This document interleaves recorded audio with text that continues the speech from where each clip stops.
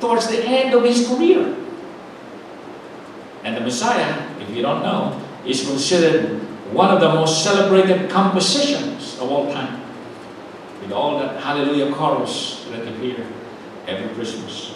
He composed it when he was already at the end of his career, when he was already considered old. And David composed and wrote this song, Psalm 18, also in his old age. Maybe older than Handel or you. So, what are the weaknesses that David clearly remembered? Things that he saw and experienced, that he can say that's the faithfulness of God. So that he can sing this song with an opening words, I love you, O Lord, my strength. David is like saying, I love you then, I love you now, and I will continue to love you because you are faithful to me. Isn't that what we hear from people who have been married for a long, long time and they are still together loving each other after many, many years? They all say, I love you, hon. I love you, sweet. I love you, dad. Because he saw the faithfulness of God in times of great weakness, panahon ng kahinaan.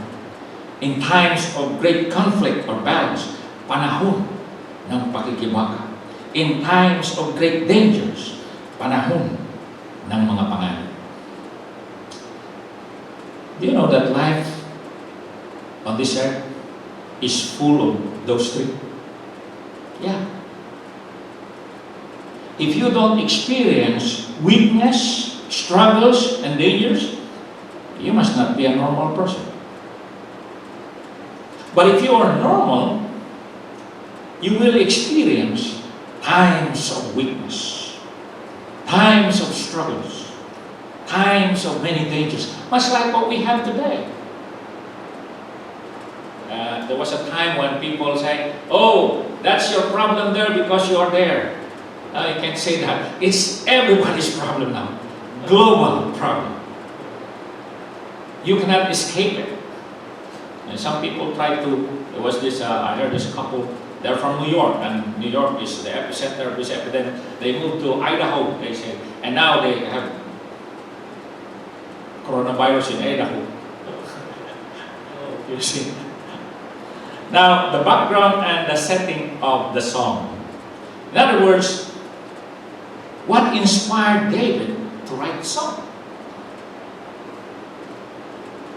And like I said, he was inspired of his personal experience as he walked with God.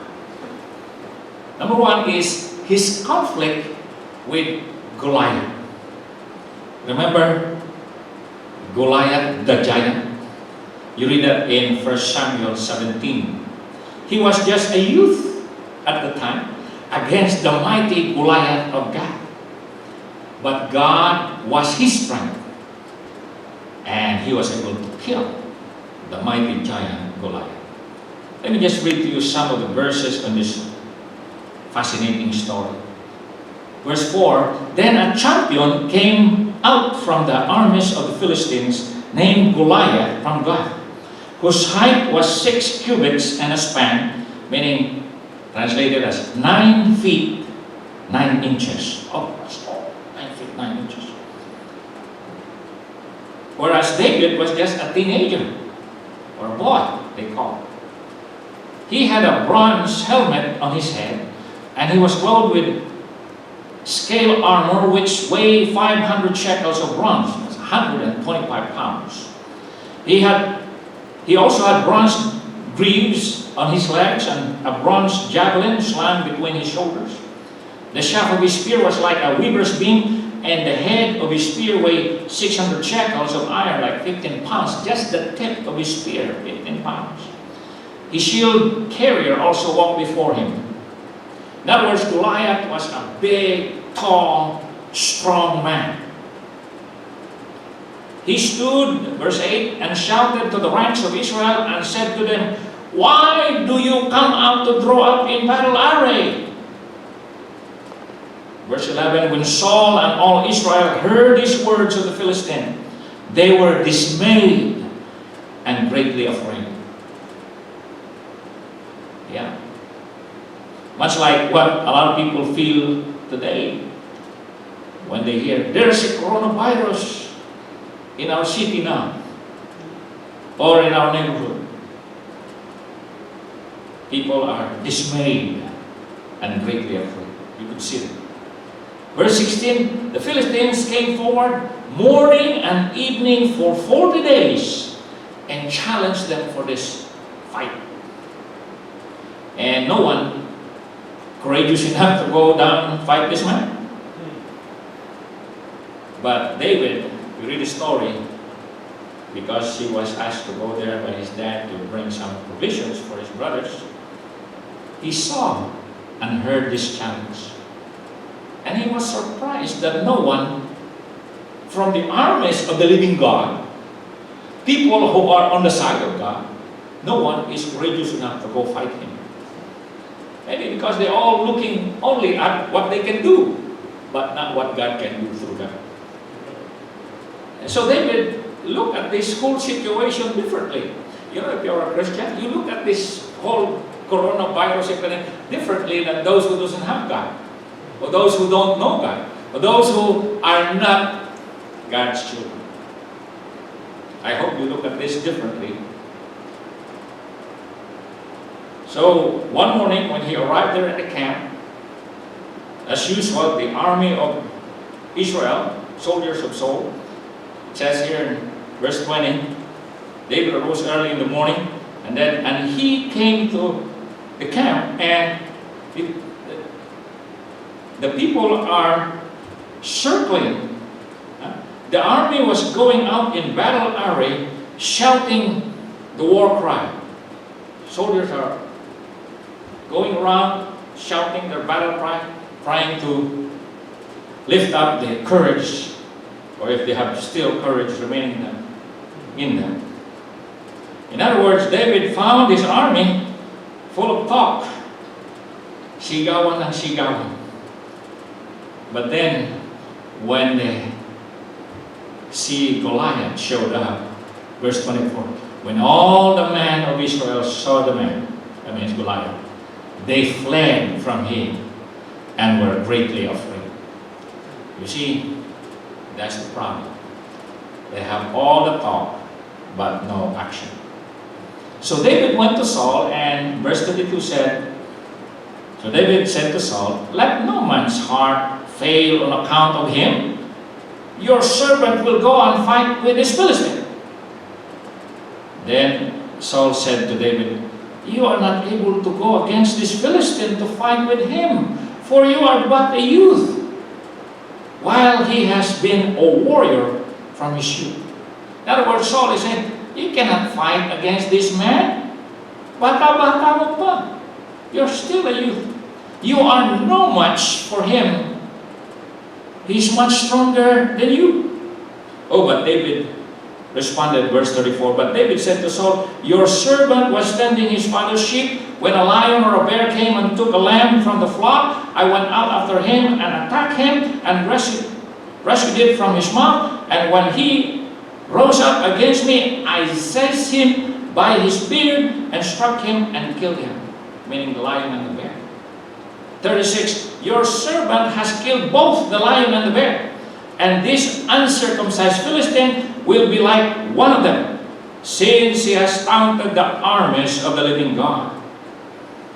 And David said, "The Lord who delivered me from the paw of the lion and from the paw of the bear, he will deliver me from the hand of this Philistine." You see, that's how David sees this whole matter. This is all about God and His power, not what He can do. Then, of course, he was allowed to go, and they are going to meet in this valley. And David prepared himself, took some stones, put in his bag. And Goliath, in that encounter, said, am I a dog that you bring a stick in front of me? In other words, Goliath just embarrassed him, taunted him, sarcastically spoke those words against David. But notice how David responded. Verse 45. Then David said to the Philistine, you come to me with a sword, a spear, and a javelin, but I come to you in the name of the Lord of hosts, the God of the armies of Israel, whom you have tempted. You see, David says, you come here with all that weapon, I come to you with God on my side. In His name, His power. And David says in verse 46, this day the Lord will deliver you into my hands, and I will strike you down and remove your head from you, and I will give the dead bodies of the armies of the Philippines this day to the birds of the sky and the wild beasts of the earth, that all the earth may know that there is a God in Israel, and that all this assembly may know that the Lord does not deliver by sword or by spear, for the battle is the Lord's, and He will give you into our hands. Wow! What a proclamation! What a declaration! As far as David is concerned, this mano por mano, one-on-one fight is all about so that God will be known throughout the earth. Did that really happen? Oh, wherever this Bible is brought to, you'll hear the story of this David and Goliath. Sure enough, it was heard, and it is still being heard all around the world. And during that time, and David says, this assembly of people here,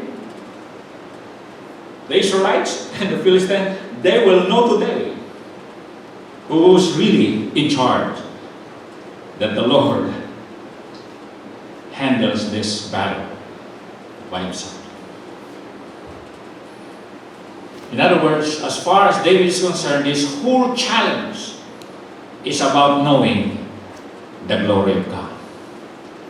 Do you know the glory of God? Have you seen the glory of God in your life?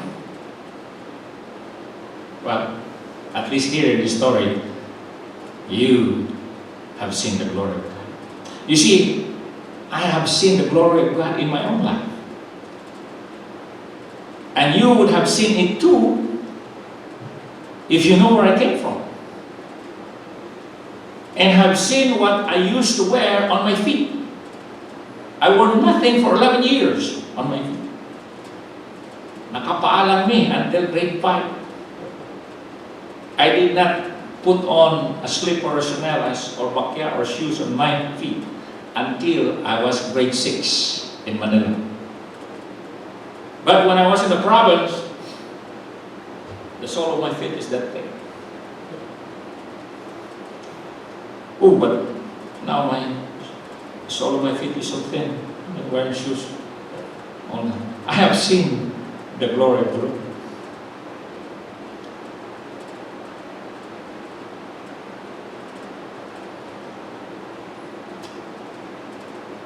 So the story is, David proved that day, not just to King Saul, but to the world, the whole world, including those men who were assembled that day, that God is faithful. Because in spite of David's weakness as a young man, against this mighty Goliath, David still was the victor. Because David said, he was the one who gave me power to fight the lions and the bear. I'm sure He will be faithful also when I fight this giant. and he has proved God faithful. That's his first muni. And then when he was already old, that was when he was just a teenager, but after David became a king and he fought many battles and many campaigns, and he was already old. Here in 2 Samuel chapter 21 verse 15 and 16, it says this: they were in a battle again against the Philistines. Verse 15 says, now when the Philistines were at war again with Israel, this is towards the senior life of David now, he's getting older. David went down and his servants with him, and as they fought against the Philistines, David became weary. In other words, he became weak or tired or exhausted.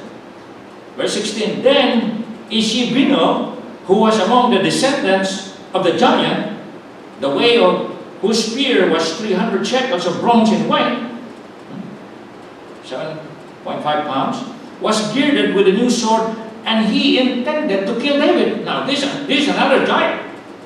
The one he fought